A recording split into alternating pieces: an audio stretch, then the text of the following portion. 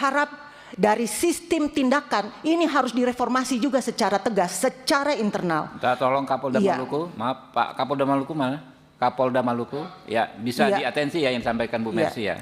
Yang terakhir ini berkaitan dengan kasus-kasus secara menyeluruh yang terjadi selama tahun 2025 khusus di tingkat daerah Maluku. Total kasus 4.544 kasus yang dirilis oleh kepolisian. Terbanyak adalah kasus korupsi, Pak.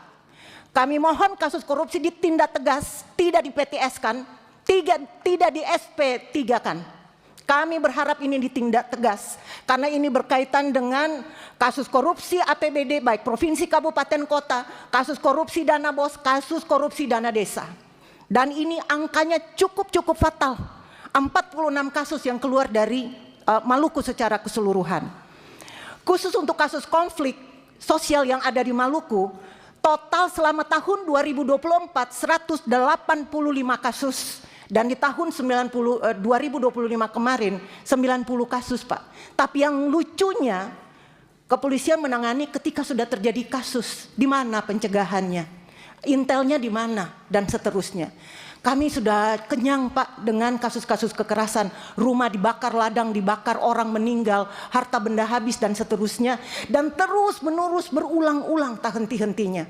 Dan kami berharap penegakan hukum harus tegas, Pak. Kasus yang terjadi di Maluku bukan kasus Islam dan Kristen. Saya tegaskan sekali lagi. Bukan kasus Muslim dan Kristen. Kasus yang berkaitan dengan batas tanah ditarik ke urusan agama. Kasus yang berurusan dengan urusan sumber daya alam ditarik ke urusan agama.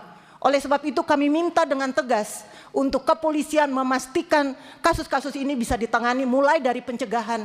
Tidak saja setelah kejadian baru penanganan. Kita bayar harga sangat mahal, Pak.